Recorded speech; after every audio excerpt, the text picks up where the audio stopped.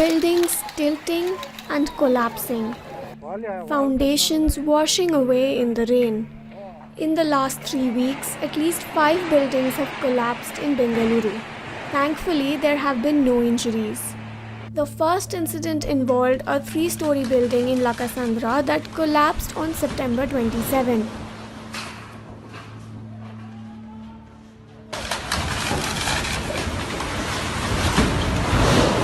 The very next day, another building caved in inside the Karnataka Milk Federation colony.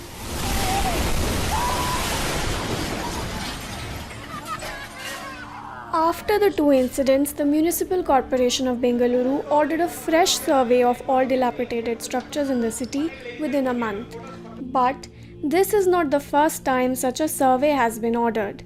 In 2019, around 194 old and dangerous buildings were identified. Of them, only 10 have been razed so far. The pandemic has made matters worse as it halted demolition drives for about 2 years. Latest studies suggest about 404 structures in Bengaluru are structurally weak. While nobody was hurt in the 5 buildings that collapsed, chances of fatalities cannot be ruled out in the absence of quick corrective action.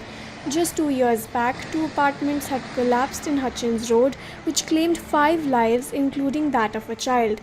Besides threats to life, people risk losing all their belongings, which may cause insurmountable harm.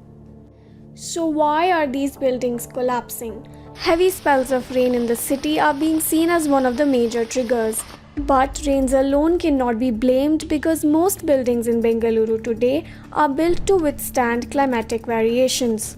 And so there are, engineering principles. If one follows them strictly, I think there'll not be any issues.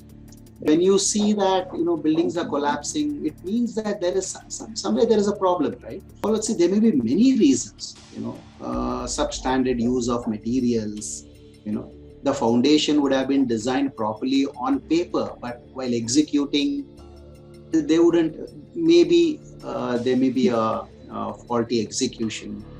As early as 2017, the Bengaluru Municipal Corporation found that nearly 60% of properties in the city deviate from the approved structure. Some zones are worse off than others. The number of dilapidated buildings has risen from 33 to 103 in the south zone of the city since 2019.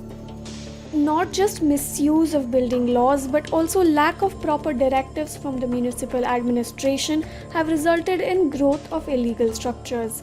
The final survey of dilapidated structures is due by the end of October. Unfortunately, these surveys and reports have failed to serve its purpose. Experts suggest proper soil testing before building work begins to determine if the ground is strong enough to hold massive concrete structures.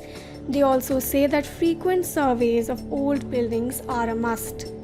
Basically, we have to do a proper field survey, especially for large constructions or high-rise buildings. So we have to evaluate the type of soil which is available there, coupled with the groundwater table. It's not just individual builders who have compromised on quality. Government agencies too are at fault. A unit of the police staff quarters built by Karnataka State Police Housing Corporation Limited in South Bengaluru started leaning on the side, triggering massive panic. The building was constructed just 3 years back and cracks have already been noticed in the basement. About 32 families living in the building were forced to evacuate. As many residents worry about the state of their own buildings, spending sleepless nights about their safety, it is important to find a long-lasting solution to Bengaluru's recurring problem. A Federal Report.